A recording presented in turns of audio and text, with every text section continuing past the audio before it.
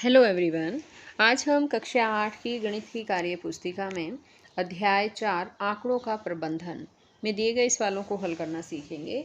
इससे पहले भी मैंने एक और वीडियो बना रखी इसी चैप्टर की, जिसमें 1 से लेकर 4 तक सवाल जो है हल किए गए हैं। और आज यहाँ पर अब हम 5वां सवाल हल करना सीखेंगे। अगर आप अभी तक चैनल पर नए हैं तो बच्चों चैनल को सब्सक्राइब भी कर लें, साथ में दिए बेल आइकन को भी प्रेस कर लें ताकि आगे से जो मैं और वीडियो डालूं उसका नोटिफिकेशन आपके पास आ जाए और मेरी वीडियो आपके पास सबसे पहले पहुंच सके। तो देखिए, एक बार शुरुआत करते हैं। यहाँ पर 5वां क्वेश्चन है कि दिए गए संकेत, यहाँ देखिए ये संकेत दे रखा है, टॉफ़ी का संकेत है और इस एक टॉफ़ी का जो संकेत चित्र दिया गया है इसका मतलब है 2 टॉफ़ी का प्रयोग करते हुए आंकड़ों का चित्रीय निरूपण करें। तो यहाँ पर देखिए पहली कक्षा है, टॉफ़ी की संख्या दी गई है इसमें 8, यानी कि 8 टॉफ़ी की संख्या है। तो हमें चित्र कितने बनाने पड़ेंगे? 4, यानी इससे आधे, जितने दे रखे ना टॉफ़ी उससे आधे चित्र हमें बनाने हैं। जैसे 16 टॉफ़ी है तो इसके लिए 8 चित्र बना देंगे। यहाँ पर टॉफ़ियों के 2 टॉफ़ी की संख्या है तो 1 चित्र बनाएंगे। इसी तरह से यहाँ पर आगे जब आप देखेंगे ये 10 दे रखी टॉफ़ियों की संख्या तो 5 चित्र हम बना देंगे। और 3 दे रखी है, 3 का मतलब है 1 पूरी टॉफ़ी है और 1 हाफ टॉफ़ी है, यानी 1.5 टॉफ़ी जो है यहाँ पर बना देंगे। इसका चित्र बना दिया हमने। आगे है कि सबसे अधिक टॉफ़ी की संख्या कौन सी कक्षा में है। तो अब जब हम इनको देखेंगे, जैसे यहाँ पर ये सेकंड क्लास है, दूसरी कक्षा है, यानी इसमें टॉफ़ियों की संख्या जो है वो ज़्यादा है, 16 टॉफ़ियाँ हैं। आगे दिया है क्वेश्चन कि 10 टॉफ़ी कौन सी संख्या में दी गई है। तो 10 टॉफ़ी जैसे आप देख रहे हैं चौथी कक्षा में यहाँ पर 10 टॉफ़ी दी गई, तो इसमें लिख देंगे चौथी कक्षा में। अब इसी तरह से यहाँ आगे क्वेश्चन है कि यदि कक्षा 3 से 8 बच्चे हैं, अगर कक्षा 3 में 8 बच्चे हैं तो कितने बच्चों को टॉफ़ी नहीं मिली। तो इसने कहा कक्षा 3 में, यहाँ पर देखते हैं हम एक बार, देखिए ऊपर कक्षा 3 का निकालते हैं। यहाँ देखिए ये है कक्षा 3 और इसमें यहाँ पर टॉफ़ियों की संख्या 2 है ना, और बच्चे हैं 8, तो 8 में से 2 घटा देंगे, यानी 6 बच्चों को जो है वो टॉफ़ियाँ नहीं मिली। आगे यहाँ पर आ जाता है हमारा नेक्स्ट सवाल कि एक सप्ताह के विभिन्न दिनों में बल्बों की बिक्री नीचे दर्शाई गई है और इसमें दर्शाया गया है 5 बल्ब। 5 बल्ब का मतलब है ये एक निशान दे रखा है, जीरो टाइप, ठीक है। इस निशान का मतलब है, एक निशान का मतलब 5 बल्ब है। जैसे यहाँ पर दिन दे रखे, सोमवार को बल्बों की बिक्री कितनी हुई, यहाँ पर निशान देखिए कितने दे रखे हैं, 1 2 3 4 5 6, यानी 6 गुणा 5, 6 पंजे 30 बल्ब है इसका मतलब। मंगलवार को दे रखे हैं 4, तो 4 गुणा 5 यानी 20 बल्ब हो गए। बुधवार को दिए गए हैं 3 निशान, यानी कि 3 पंजे 15 हो गए यहाँ पर, ठीक है। आपकी एक दो मैंने और बुक देखी है, जैसे पहले की होगी शायद वो, उसमें यहाँ पर बुधवार वाले में जो है वो 2 ही यहाँ पर इस तरह के निशान दिए गए हैं, मतलब जीरो टाइप, ये 2 निशान दिए गए मिलेंगे, तो उसमें वहाँ पर 10 दर्शाया गया। तो आपको देख लेना आपकी बुक में कितने निशान दिए गए, उसी तरह से बल्ब जो है वो आपको काउंट कर लेने हैं। बृहस्पतिवार में जैसे 5 है यहाँ पर, तो 5 पंजे 25 हो गई। शुक्रवार को 20 हो गई। शनिवार को देखते हैं, यहाँ पर देखिए 7 निशान दे रखे हैं, तो 7 पंजे 35 हो गई। और इसी तरह से रविवार को 4 दिए हैं, तो 4 पंजे 20 हो गई। अब इसी तरह से यहाँ पर नीचे इससे रिलेटेड कुछ सवाल दिए गए हैं, जैसे यहाँ पर हम देख रहे हैं। पहला जो सवाल है वो है कि सोमवार को कितने बल्ब बेचे गए। तो यहाँ पर हम इस तालिका में हमें देखना है, यहाँ देखिए ये है सोमवार, और सोमवार को जो है वो 30 बल्ब जो है वो बेचे गए, तो हमें यहाँ पर 30 बल्ब लिख देना है, जैसे कि यहाँ पर ये लिख भी रखा है। आगे सवाल है कि किस दिन बेचे गए बल्बों की संख्या अधिकतम थी। अब जैसे हम यहाँ पर देखेंगे शनिवार में देखो एक बार 35 बल्ब हैं, जो यहाँ पर जो तालिका दी गई है इसमें सबसे ज़्यादा बल्ब हैं, तो शनिवार को बेचे गए हैं 35 बल्ब। तो सबसे ज़्यादा बल्ब है, तो यहाँ पर हम लिखेंगे शनिवार को। किस दिन बेचे गए बल्बों की संख्या न्यूनतम थी? न्यूनतम जो है यहाँ पर जब हम देखते हैं बुधवार में 15 बल्ब ही जो है वो बिके थे, तो यहाँ पर हम लिखेंगे बुधवार को। आगे है इसमें कि पूरे सप्ताह में बेचे गए बल्बों की कुछ संख्या बताओ। तो पूरे सप्ताह में कितने बल्ब बेचे गए थे, तो इसके लिए क्या करेंगे कि हम ये जो है काउंट करेंगे कि कितने बल्ब हैं। आप क्या कर सकते हैं, ये जो नीचे ये जो तालिका दे रखी है आप इसको भी काउंट कर सकते हैं, या फिर आप जो है ये जितने भी बल्ब के लिए जो चित्र दे रखे हैं इन्हें काउंट करके उन्हें 5 से गुणा कर सकते हैं।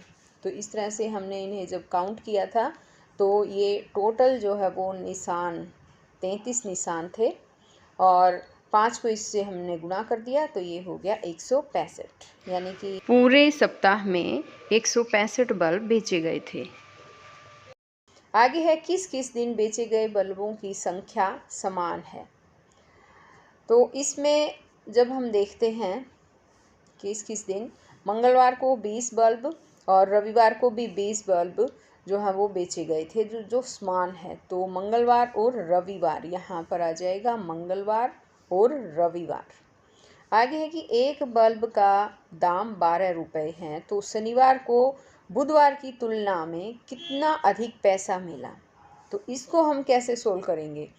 इसने कहा एक बल्ब 12 रुपये का है, तो यहाँ जब हम देखते हैं तो 35 जो है वो बल्ब है।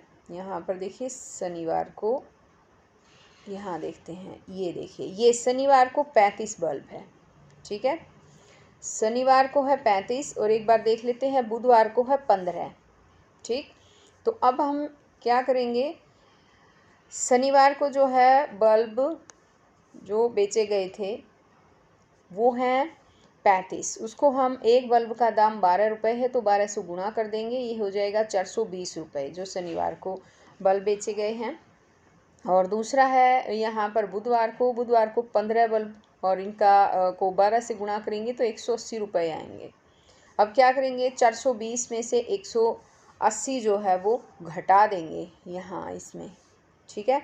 जब हम इसको घटाएंगे तो हमारा उत्तर आएगा 240 रुपये, यानी शनिवार को जो है वो 240 रुपये अधिक मिले बुधवार की तुलना में।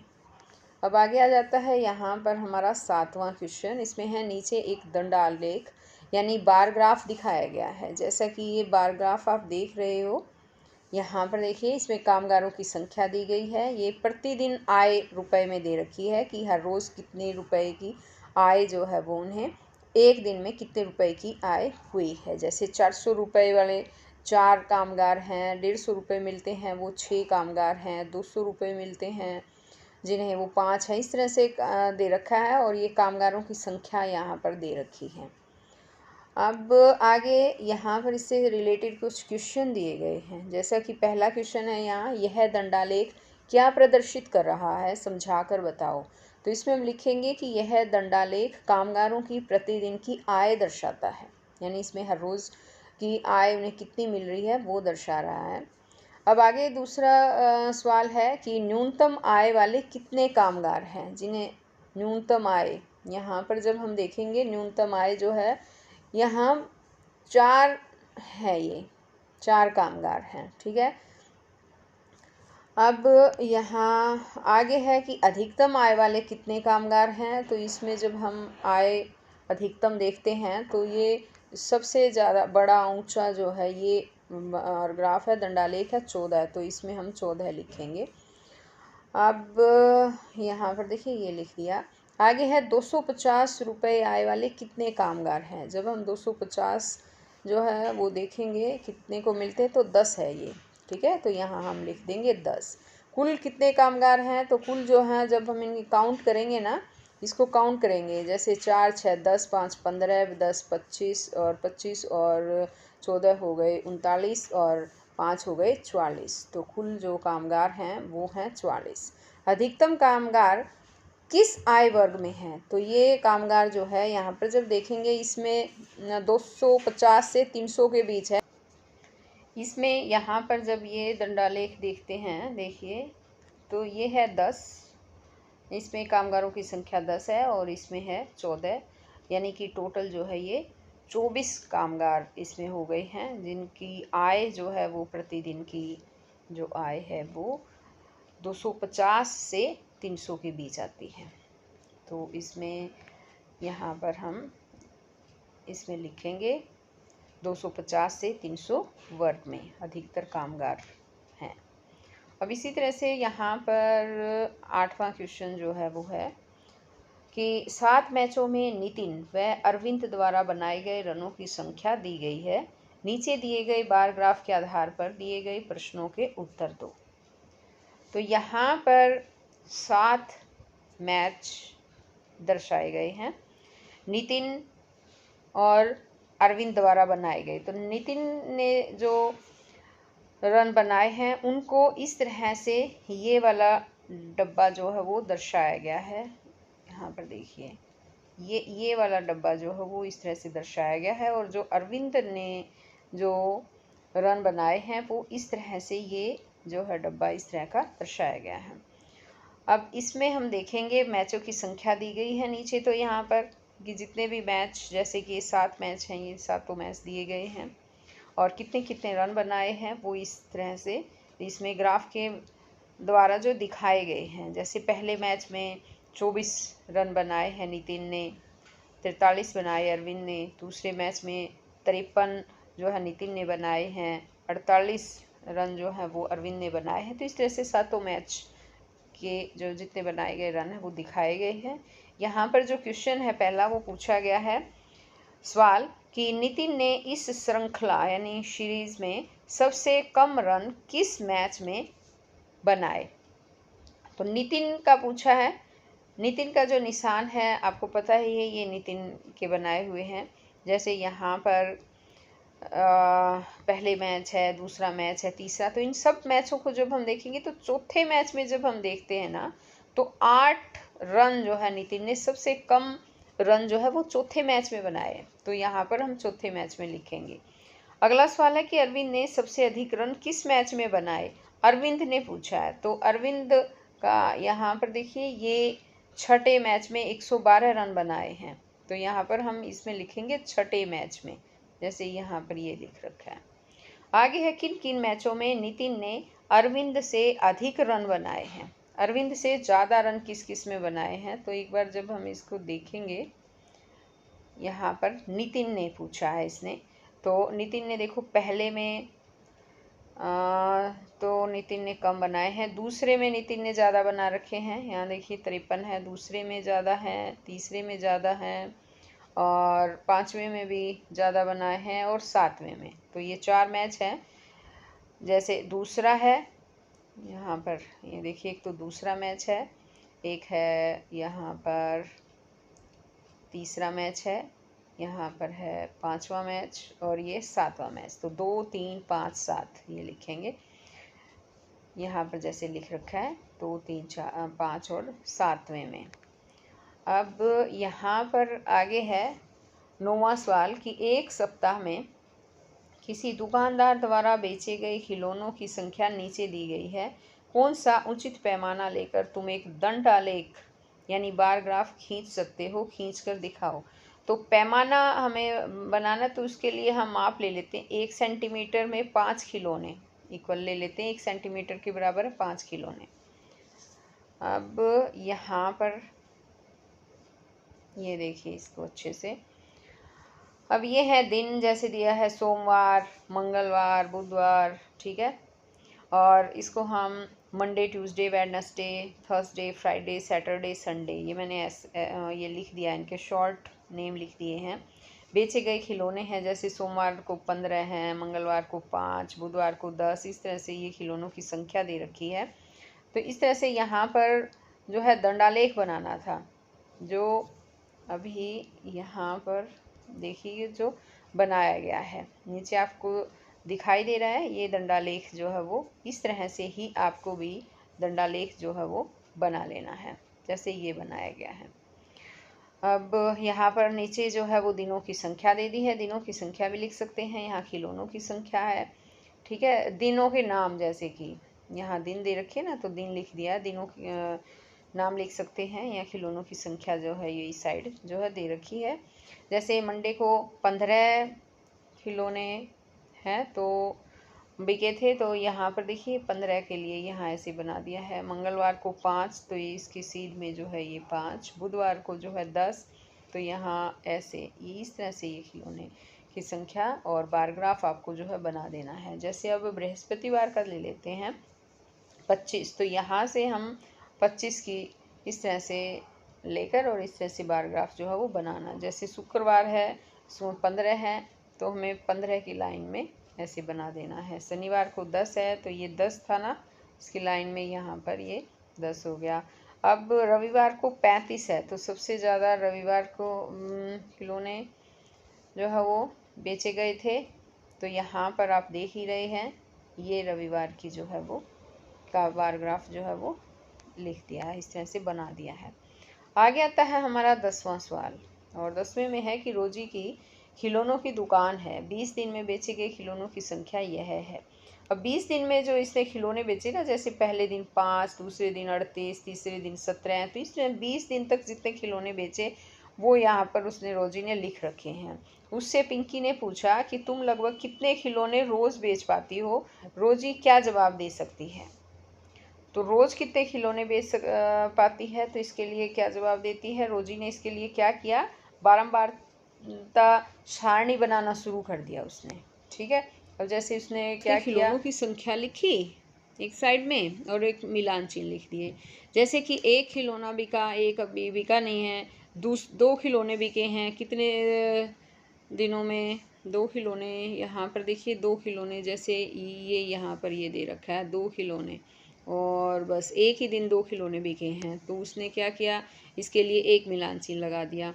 अब जैसे 5 खिलौने जो है वो कितनी बार बिके हैं, उसके 5 खिलौने यहाँ देखेंगे, एक दिन और ये 2 दिन हैं, तो उसने क्या किया, 2 रेखा लगा दी, यहाँ पर 2 रेखा खींच दी, ठीक है, इस तरह से। तो इस तरह से 6ठे दिन, 7वें दिन, 8वें दिन, 9वें दिन, इस तरह से करके 41 खिलौने उसके जो हैं वो हाईएस्ट बिके थे। तो 41 तक उसको लाइन बनाई, तो ये काफ़ी लंबी लाइन हो जाती है ये ऐसे। तो अब इसने कहा कि अरे ये तो बहुत लंबी सारणी बनेगी, क्योंकि खिलौनों की संख्या 41 तक है, 41 तक बिके ना उसके खिलौने। तो जैसे हम ये देखते हैं ना, तो कभी 30 खिलौने बिके, कभी 41, कभी 25, कभी 33, तो इस तरह से खिलौने 20 दिन तक जो है वो अलग अलग खिलौनों की संख्या, तो ज़्यादा लंबी सारणी हो जाएगी। तभी पिंकी ने बताया कि तुम 10-10 के समूह बनाकर लिखो, तो तुम आसानी से पता लगा सकती हो। तुम्हारे खिलौनों की संख्या 2 से 41 के बीच की है, तो 10-10 के समूह हम 50 तक बनाएंगे। तुम चाहो तो 5 का समूह भी बना सकती हो। लेकिन यदि 30 से थोड़ा भी कम हो, अब इसने कहा कि लेकिन 30 कौन से वर्ग अंतराल में लिखूं? हाँ, पहले ये आएगा। अब इसने कहा कि लेकिन 30 कौन से वर्ग अंतराल में लिखूं, क्योंकि ये तो 2 वर्ग अंतराल में आ रहा है, 2 बार आ जाएगा। तो इसने कहा यदि 30 से थोड़ा भी कम हो तो 20 से 30, और 30 हो तो 30 से 40 में लिखेंगे हम सारणी ऐसे बनाएंगे। तो इसने अब सारणी बनाकर यहाँ पर दिखाई, जैसे कि अब इसने 10-10 के अंतराल की बनाई, देखो 0 से 10, 10 से 20, 20 से 30, 30 से 40, 40 से 50। अब क्या है, मान लो 5 खिलौने हैं, बिके हैं, ठीक है, 0 से 10 में 5, 10 से 20 में 6, 20 से 30 में 3। अब इसका कहना ये था कि अगर 30 खिलौने बिके, मान लो 30 की लाइन में वर्ग अंतराल में 30 किस में आएगा, 30 जो है वो 30 से 40 के वर्ग अंतराल में आएगा। अब ये 0 से लेकर 10 तक के अंतराल में तो 9 तक आएंगे। अगर 10 आना है तो 10 वाला आगे वाले इसमें आएगा, 10 से 19, यानी इसमें आएंगे हमारे 0 से 9 तक, यहाँ पर आएंगे 10 से 19 तक, जो 20 है ना, 20 से 29 तक इसमें ले लेंगे हम, ठीक है। फिर 30 से 39 तक यहाँ इसमें आ जाएगा, और 40 से ये 50 के बीच ऐसे ही 49 तक जो है वो यहाँ तक, इस तरह से सारणी जो है वो बनती है। आप समझ ही गए होंगे बच्चों। जैसे इसने कहा था भाई 30 आ जाए तो 30 वर्ग अंतराल को कैसे लिखेगी, 30 को जो 30 से 40 वाले में लिखेगी। आगे की सारणी को तुम पूरा करो, सारणी पूरा करने के बाद दंडालेख भी लिखो। तो इस तरह से ये सारणी जो है इसने पूरी कर रखी है। ये एक बार मैं दिखा देती हूँ आपको। जैसे यहाँ पर 0 से 10 के बीच, 0 से 10 के बीच देखते हैं कितने खिलौने हैं। अब इसमें देखना है हमें। 0 से 10 के बीच जब देखेंगे तो देखो एक है 5, यहाँ है 2, 6, और है ये 8, और ये है 5। बस इतने ही है, यानी 1 2 3 4 5 हो गए, है ना। तो यहाँ पर देखो 5 इसने लिख भी रखा है। 0 से 10 में है 5। अब आगे इसी तरह से है 10 से 20 में जब हम देखते हैं 10 से 20, तो इसमें हमें 10 से 19 तक में देखने हैं। जैसे कि एक ये यहाँ पर आ जाता है 17, 13, और है आगे जैसे 19, और ये एक 13 आ गया, ये 19 आ गया, ये 14 आ गया। तो इस तरह से 6 खिलौने हो गए। तो इस तरह से आपको देखकर अपनी तालिका को जो है वो कंप्लीट करना है। 10 से 20 में 6 खिलौने यहाँ पर लिख देने हैं। आगे आपको अपने आप देखना बच्चों, 20 से 30 के बीच कितने खिलौने हैं, 30 से 40 के बीच कितने खिलौने हैं, और 40 से 50 के बीच कितने खिलौने। तो इसमें से आपको खुद ही वो देखकर लिखने हैं। ये तालिका जैसे मैंने यहाँ भर रखी है, लेकिन फिर भी आप एक बार ज़रूर चेक करें कि ठीक है या गलत है। अब आगे यहाँ पर है कि अब बताओ कितने दिन 40 से 50 के बीच खिलौने बिके। अब यहाँ पर इसने ये पूछा है। तो 40 से 50 के बीच जो है वो एक ही खिलौना बिका है, एक ही मतलब बीच जो है, यानी 41 खिलौने बिके थे, तो वो एक ही उसमें आ जाएगा। सबसे अधिक खिलौने कितने बिके, सबसे ज़्यादा खिलौने जो है वो यहाँ जब हम तालिका देखेंगे 10 से 20 के बीच 6 खिलौने बिके हैं, ठीक है। तो यहाँ पर 6 आ जाएगा। 40 से 50 के बीच यहाँ देखो 1, क्योंकि 41 खिलौने उस दिन बिके थे, एक ही दिन 41 खिलौने बिके थे। यहाँ पर देखो तो 1 आया है। ऊपर वाला सवाल था ये जो है, मैंने यहाँ पर अब दिखाया आपको। यहाँ पर इसमें 1 आ जाएगा। इसमें है कि सबसे अधिक खिलौने कितने बिके, 10 से 20 वाले में खिलौने बिके थे 6 खिलौने। सबसे अधिक खिलौने कितने बिके। अब खिलौनों की संख्या दे रखी है, यहाँ वर्ग अंतराल दे रखा है, और ये जो है हमें ग्राफ जो है वो बनाना है, दंडालेख। तो इस तरह से अब इसके वर्ग अंतराल बना दिया, 10 10 के बनाए हैं ये, 10 20 30 40 और 50, ठीक है। आपको भी इस तरह से ही बना लेना है। और यहाँ पर ये जो दंडालेख बना रखा है इस तरह से आप भी बना लेना। अब आगे आ जाता है यहाँ पर 11वां सवाल, और ये 11वां सवाल जो है हम करेंगे नेक्स्ट वीडियो में, आगे फिर समझाऊंगी मैं। अगर इससे पहले भी एक और वीडियो है इसी चैप्टर की, नहीं देखी है तो मेरे चैनल पर जाकर आप उनकी प्लेलिस्ट में जो है वो देख सकते हैं। तो बच्चों हम फिर मिलेंगे नई वीडियो में 11वें सवाल के साथ। तब तक के लिए बाय।